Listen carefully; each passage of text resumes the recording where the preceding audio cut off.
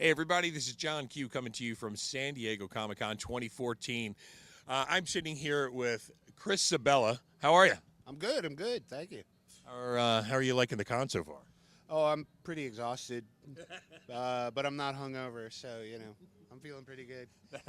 That, by far, is always a plus with all the after-hour parties and just everything going on. Chris, I want to talk to you. You're the writer and artist, or I mean, you're the writer Yeah. for Dead Letters. Yeah. Tell me a little bit. I know a little bit about it. Sam wakes up, complete amnesia, in a motel room. I'm assuming this is probably somewhere in your life, and you just said, I mean, it's Sam. That's his name. So tell us a little bit about it. Yeah. It was. I don't know. It's. I don't know. I have woken up in strange hotel rooms, but I've remembered everything. So I guess I would have liked to have been an amnesiac at that point, but. No, it's sort of. I've just always been obsessed with like old crime fiction, like Dashiell Hammett, and it was like trying to figure out a way to work with that, but sort of bringing my own spin on it. Like I didn't just want to tell like a straight ahead like here's a gumshoe enters town and like things go awry. Like I wanted to have like a bigger playing field where things could go a lot more nuts than they would normally. So the fourth issue, you're on the fourth issue, and that drops. When does that drop? It drops Wednesday the 30th.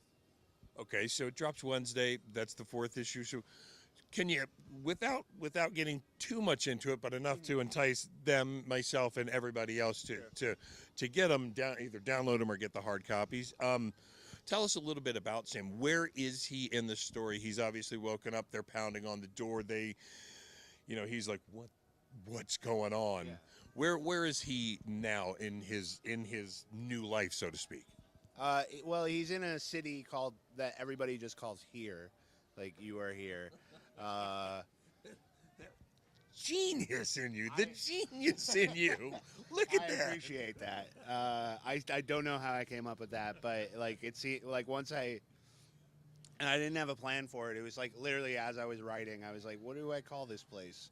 And I was like, here. Like, what is the most like boringly like eternal sort of innocuous name for something?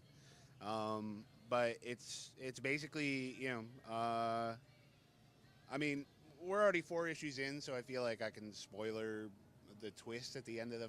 But basically, it takes place in purgatory, so everybody's dead. So it's like and it's it's not heaven, it's not hell. It's like where you go when you haven't like broken extremely bad or extremely good, and like Limbo. yeah, and like what do you do? You know, it's a place where you're supposed to try and redeem yourself and like move on to the next level. And like, what if nobody is allowed to move on to the next level and they've all just been stuck here forever? Like, what would happen to a city like that and people like that? So.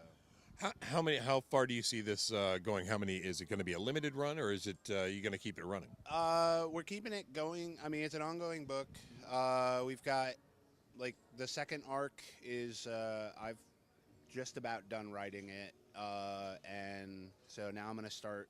And Chris Visions, who draws the book, he's just starting in on drawing the second arc, and now I'm poking around at the third arc, and then anything beyond that is sort of dependent on how well we do in the with retailers and people buying the book. So. All right. I wrote a couple things down. We're privy to something that you're going to get here from us first with Chris. He's agreed to tell us. This is something that and I can tell you, it's 11 o'clock when he and I are talking right now. You'll be seeing this after they've announced it, so you can see that we got it first here at ComicWow.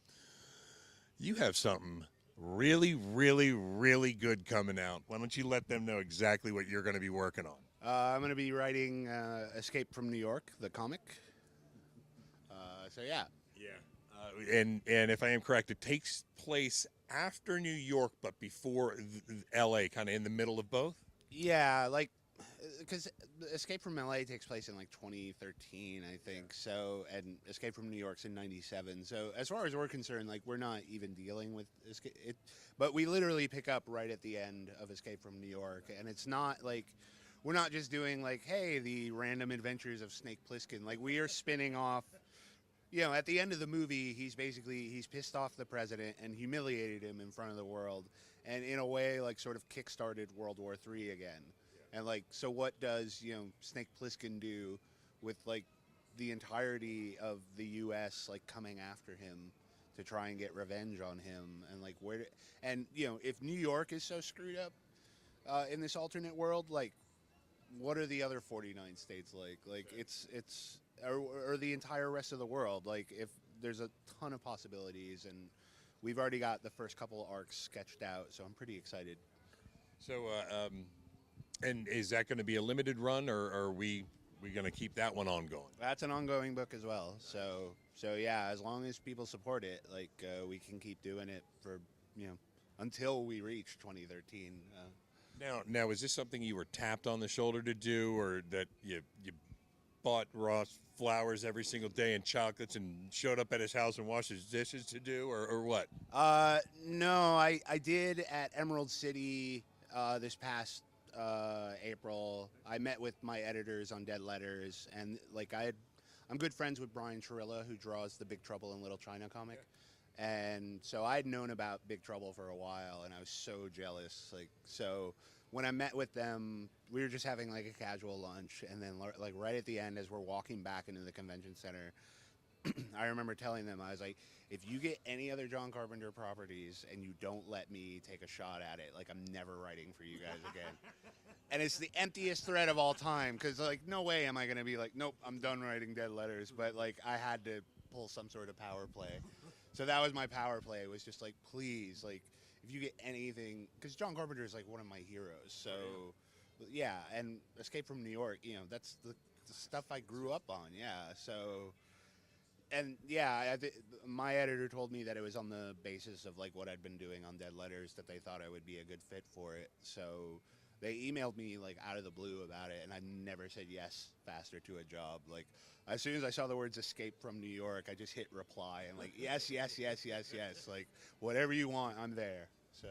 When can we see? When do you think we can see the first issue drop? So, because I know I'm excited. I know they're going to freak out as soon as they hear this as well. Because before you even got here, when I heard that you could talk to me, I was like, yes. I think the first issue's coming out in November. So around November at least. November-ish, yeah.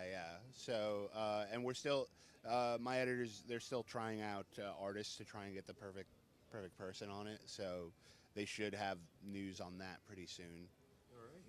All right. Well, you know what? I usually ask somebody what they have working on, but that is exactly what you've given us already. Yeah.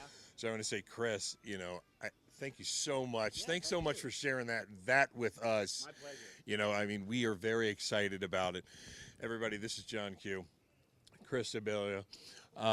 And remember, Escape from New York, you heard it here first from the guy who's writing it. He got tapped. He's doing it. So make sure November-ish, you support him. We're going to support him. And again, this is John Q. San Diego Comic-Con right behind me, 2014. We'll catch you later.